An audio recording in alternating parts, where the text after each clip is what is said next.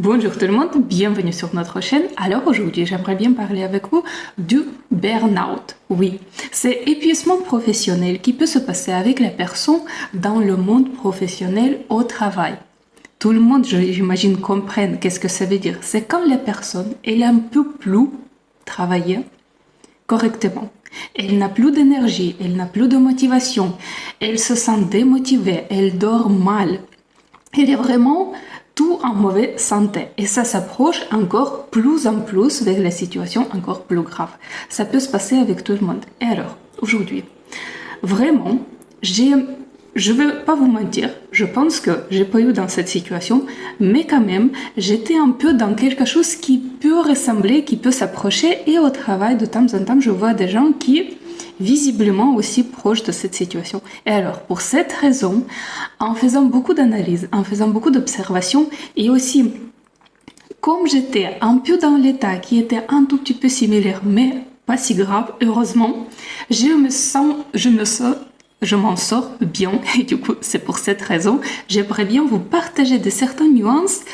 Qu'est-ce qui peut aider de ne pas se retrouver dans cette situation, soit si on se retrouve dedans, comment on peut s'en sortir sans difficulté et après recommencer à travailler avec beaucoup d'énergie et beaucoup de motivation. Alors, tout d'abord, commençons par le début. Ça veut dire que quelles sont des raisons suite à laquelle la personne peut se retrouver dans les situations proches, soit dans les situations de burn-out. Et alors, de mon opinion, de mon point de vue, il y en a beaucoup de raisons.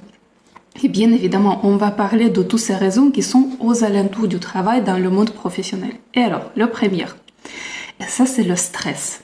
Maintenant, le stress, c'est quelque chose qui se passe à l'intérieur de la personne. Ça veut dire que c'est la personne se sent stressée parce que suite à beaucoup de différentes choses qui se passent autour d'elle, à l'intérieur de cette personne, elle décide que c'est urgent, c'est important. Elle n'arrive pas à s'en sortir de quelque chose. Elle n'arrive pas à gérer quelque chose. Et du coup, elle se crée la pression. Elle se crée le stress à l'intérieur d'elle-même. Oui. Ce que je veux dire que ça se passe à l'intérieur de la personne, le stress qui est généré par elle-même, mais suite à différentes choses qui peuvent être de l'intérieur de l'environnement, soit de l'extérieur de la personne, de ses pensées, le générateur de ce stress. La deuxième partie, c'est la pression.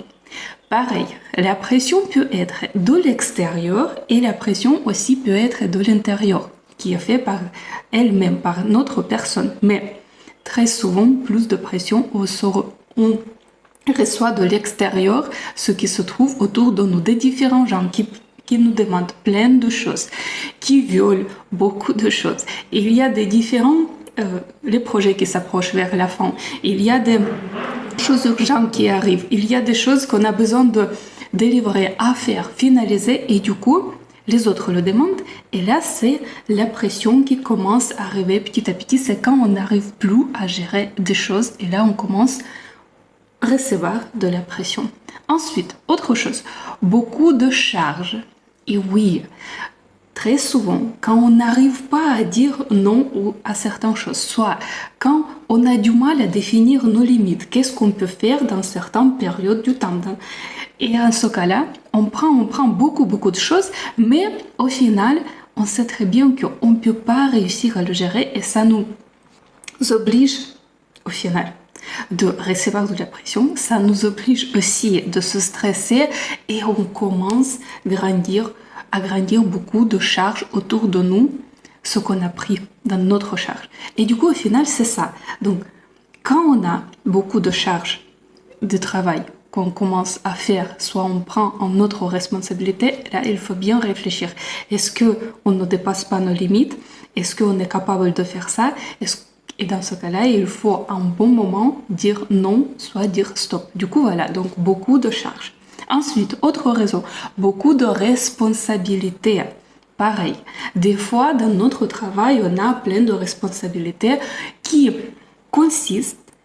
concernent un autre poste, soit un autre rôle. Mais des fois, on prend d'autres responsabilités qui ne rentrent pas dans notre rôle, soit dans notre poste. Et là, dans ce cas-là, ce n'est pas une chose parfaite parce que on risque de ne se retrouver dans la mauvaise situation quand on va pas réussir à gérer tout, quand on va recevoir le stress, la pression qui ne sont pas à nous, qui ne sont pas nôtres. Dans ce cas-là, oui, il faut vraiment faire attention, mais une raison parmi plusieurs de burn-out peut arriver à cause de ça. Beaucoup de responsabilité qui est prise sur cette personne. Ensuite, engagement à 100%. Ça peut paraître bizarre, n'est-ce pas? Quand quelqu'un s'engage en 100% dans son travail, c'est plutôt une bonne chose. Par contre, en s'engageant très fortement sur quelque chose à 100% et plus, la personne, elle donne beaucoup. Et au bout du moment, si elle ne reçoit rien, soit si elle n'a pas d'autres ressources qui peuvent la recharger, si je peux dire comme ça, dans ce cas-là, on risque au bout du moment, on va plus avoir de l'énergie, on va plus avoir de motivation, on va plus avoir des forces de continuer de donner 100% de nous dans ce qu'on fait. Du coup, voilà. Donc, quand ça arrive à la limite qu'on donne beaucoup, mais on reçoit pas, soit on reçoit très peu, soit on n'a pas quelque chose qui nous aide à se récupérer, ça peut arriver qu'on s'approche vers le burn-out. Autre chose, manque de la reconnaissance. Oui, c'est quand la personne, elle fait beaucoup de choses, mais elle reçoit soit très peu, soit pas du tout de reconnaissance de ce qu'elle fait. Oui, sur l'énergie, au début, elle va continuer toujours donner beaucoup parce que ça la motive, parce que ça la plaît, parce que c'est vraiment sa manière à faire. Ensuite, petit à petit, sans avoir la reconnaissance, elle va continuer à le donner, mais elle va comprendre qu'il manque quelque chose et cette chose, elle est très importante parce que on a besoin de savoir qu'on fait bien des choses. On a besoin de savoir qu'on est reconnu. On a besoin de savoir que les choses qu'on fait, c'est important. Les choses qu'on fait, ça donne des résultats, c'est pour le bien. Et sans avoir cette reconnaissance, ça peut petit à petit commencer à démotiver la personne. D'abord, elle va continuer sur l'énergie, mais au bout d'un moment, elle peut s'arrêter parce que la reconnaissance, mille de rien, c'est une chose très importante dans notre vie professionnelle et on ne va pas se cacher dans la vie personnelle aussi. Mais là, on parle de vie professionnelle. Ensuite, manque, soit l'absence de feedback. Reconnaissance et feedback, ça peut être les choses similaires et différentes, mais quand même, donner les feedbacks aux autres, c'est quelque chose de très important parce que, déjà, ça motive. Ensuite, ça permet à la personne de corriger des choses si elle le fait pas de la meilleure façon, soit si c'est pas correct. Ensuite, ça aide aussi à grandir et garder de la motivation.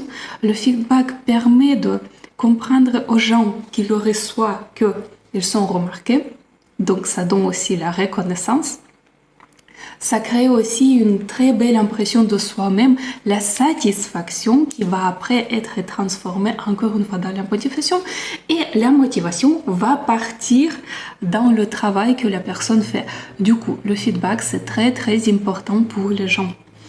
Et du coup, s'il n'y a pas, au bout du moment, ça va s'ajouter sur d'autres raisons. Et comme le résultat, on parle de quoi? On parle de burn-out.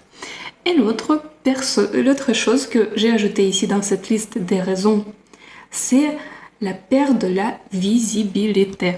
Oui, la visibilité peut venir de la part de l'entreprise. La visibilité peut venir de la part de l'équipe. La visibilité peut venir aussi de la part de la personne quand elle fait son travail. Mais une fois qu'on s'est perdu, c'est très compliqué pour continuer à travailler avec la même motivation et pour se tenir en forme et pour vraiment se sentir bien et satisfait dans notre travail. Au final, imaginez juste un instant, quand il y a toutes ces raisons, stress, pression, charge, ensuite responsabilité, engagement qui n'est pas reconnu, manque de feedback, manque de reconnaissance, perte de la visibilité, toutes ces choses-là et même certaines de ces choses peuvent approcher la personne vers le burn-out, ce qui n'est pas génial, ce qui est vraiment très mal. Donc, quand vous remarquez au moins quelque chose de ça, faites attention parce que tout de suite, il faut réagir, tout de suite, il faut faire quelque chose pour ne pas se mettre dans les situations très mauvaises. Maintenant, quoi faire?